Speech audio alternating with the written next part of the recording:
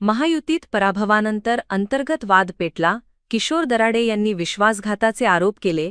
गोकुळ गीते शिंदे गटात जाण्याच्या चर्चा. नाशिक विधान परिषद निवडणुकीचे निकाल जाहीर झाल्यानंतर राजकीय घडामोडींना वेग आला आहे.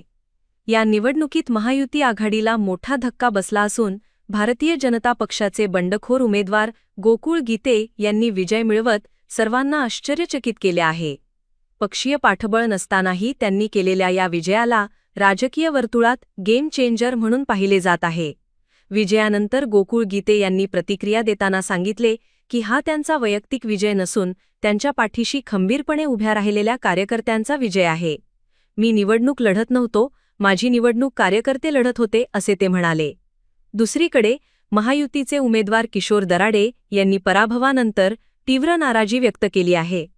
त्यांनी आपल्या पराभवाचे खापर महायुतीतील काही पदाधिकारी आणि राज्यातील वरिष्ठ नेत्यांवर फोडले असून आपल्यासोबत विश्वासघात झाल्याचा आरोप केला आहे. निकालानंतर महायुतीत नाराजीचे वातावरण निर्माण झाले असून दुसरीकडे गोकुळ गीते यांच्या विजयाचा जल्लोष त्यांच्या समर्थकांकडून साजरा केला जात आहे. दरम्यान राजकीय वर्तुळात अशीही चर्चा सुरू आहे की गोकुळ गीते लवकरच शिवसेना शिंदे गटात प्रवेश करू शकतात. मात्र याबाबत अद्याप कोणतीही अधिकृत पुष्टी झालेली नाही. या निकालामुळे नाशिकच्या राजकारणात नवे समीकरण तयार झाले असून आगामी काळात त्याचे दूरगामी परिणाम दिसून येण्याची शक्यता आहे. खूप आनंद झालेला आहे. हा संघर्षातून आमचा विजय झालाय. खरंच पाहायला गेलं तर हा सत्याचा विजय झाला आज.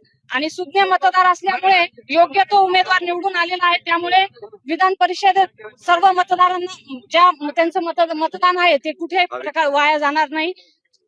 गोकुळभाऊंनी सकाळी बाईट दिलेली होती की मी मतदारांचा विश्वास साधता ठरवेल. आज ते सत्य झालेलं आहे. आज आमदार घरासमोर पाठी लागणार आहे. गणेश गीते खरं तर दावे दीड भाऊजाईचं सगळं हे आनंदच आहे सगळा. म्हणजे आम्हाला पूर्ण कुटुंबाला खूप आनंद आहे. आमचा हा विजय सगळ्या जिल्ह्याने बघितलाय की खूप संघर्षातून हा विजय झालाय. गणेश भाऊंचा देखील असेल. खूप संघर्षातून त्यांनी हा विजय मिळवला. आम्हाला सर्वांना आनंद आहे.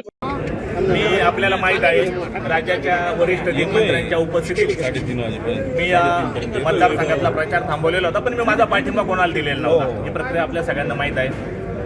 त्या पाठिंबा न देण्याच्या दिवशी त्या दिवशी माझी बाईट झाली, मी प्रचार थांबवतो, त्याच दिवशी माझ्या कार्यकर्त्यांचा उद्रेक पण आपण या ठिकाणी बघितलेला होता.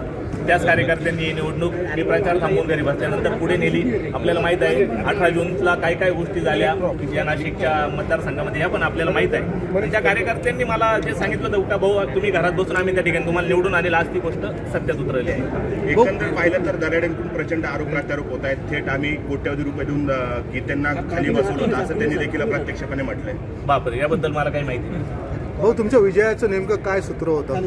नाही, मतदारांचा विश्वास, मतदारांची असलेली त्या उमेदवाराबद्दलची नाराजी आणि माझे प्रामाणिक अहोरात्र झटणारे कार्यकर्ते, हा माझ्या विजयाचा मागचा. 3 मंत्री प्रयत्न करत होते. कुठे वाटला काय तुम्हाला मतदारांनी का साथ दिली?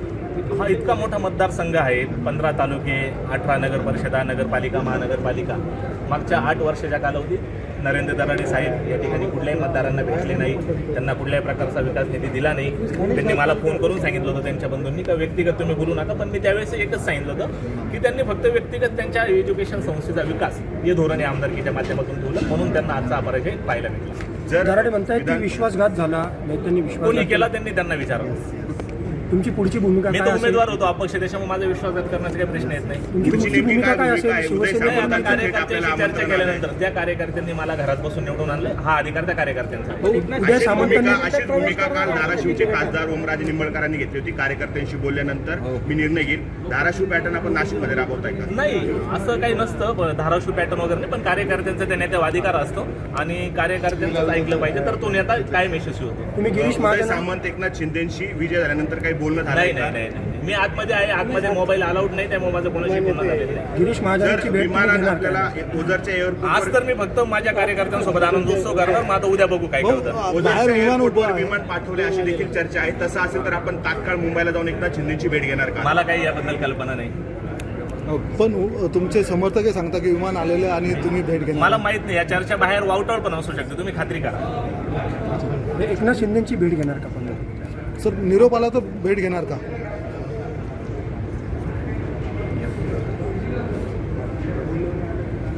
निरोप जर आला तर तुम्ही भेट घेणार का? निरोप आला तर आपण भेट घेणार. हा मी कोणाला पण भेटू शकतो. लोकशाही आहे. उद्या मला मी या मतदारसंघाचा प्रतिनिधी म्हणून महाराष्ट्राचे मुख्यमंत्री असतील, तत्सम खात्यांचे मंत्री असतील, यांना भेटणंच आहे. त्यात अपक्षही असं हा अपक्ष असल्यामुळे कोणाला हा मी भेटू शकतो ना. कामं तर करावं लागणार ना. मी लोकांना वचनबद्ध केलंय त्या ठिकाणी त्यांचे कामं करण्यासाठी. मला ज्यांना कोणाला भेटावं लागेल, मग ते महायुतीचे असो महाविकास आघाडीचे असो, मी त्यांना भेटेल आणि माझे कामे मार्गी लागेल. महायुतीचे 432 मतं होते. दराडेंचा विजय निश्चित मानलाच होता. हे मात्र बघा आता फूट कशी झाली? हे बघा तुम्ही महायुतीचे मतं जरी असले तरी ही निवडणूक दराडे आणि गीते अशी झाली. आपल्याला माहित आहे पहिल्या दिवसापासून महायुतीमध्ये पण दराडेंबद्दल खूप त्या ठिकाणी नाराजगी होती. या आमदार महाशय महायुतीच्या नगरसेवकांना पण मागच्या 6 वर्षात पुढे उपलब्ध झालेले नव्हते. त्यांना कुठल्याही प्रकारचा विकास निधी यांनी दिलेला नव्हता. आपण जरी त्यांना महायुतीचे उमेदवार म्हणत असलो, पण ही निवडणूक गीते आणि दराडे यांच्या स्टेट झाली. आणि त्यात आता मला महाविकास आघाडी, मी पहिले सांगितलं का मला मालेगावचे आसिफ भाई शेख, आपले मालेगावचे माझे आमदार इस्लाम पार्टी, त्यांचे मतं आणि महाविकास आघाडीचे मतं यांनी पहिल्यापासून त्यांची भूमिका माझ्या मागे स्पष्ट ठेवली. त्याच्यामुळे मला ताकद आली आणि नंतर माझ्या कार्यकर्त्यांनी मला घरात बसून केलेला प्रचार या विजयामागचं गणित आहे. खरं तर या जागेवर आमदार म्हणून गणेश गीते हे दावेदार होते. 100% हा विजय ही जागा गणेश भाऊंचीच होती आणि महायुतीमध्ये ही जागा भारतीय जनता पार्टीने खेचून आणायला पाहिजे होती. पण त्या ठिकाणी असं काही झालं नाही. आपल्याला माहित आहे 31 मेला ही जागा वाटपात शिवसेनेला गेली आणि त्यानंतर कार्यकर्त्यांनी माझ्यावर जो प्रचंड प्रेशर आणला की आपल्याला त्या ठिकाणी निवडणूक लढवायची आहे आणि मग मी 1-2 अपक्ष फॉर्म त्या ठिकाणी सादर केला. दराडेंकडून काही अपशब्द वापरले गेले असं देखील हे बघा आता निवडणूक पार पडलेली आहे. त्यांनी माझा बाप काढला होता. आपल्याला पण माहित आहे. तू म्हातारा झाला का, तुला अजून निवडणुका लढवायला कालावधी आहे, असं पण ते त्यांचे बंधू बोललेले होते. पण आता माझा त्यांच्याबद्दलचा जो यवदावा होता तो संपलेला आहे. मला लोकांनी त्या ठिकाणी मतदारांनी विश्वास टाकलाय. मी त्या विश्वासाचं स्वागत करेल आणि भविष्यात त्यांच्या कामासाठी अहोरात्र झटेल एवढं सांगतो. ओके.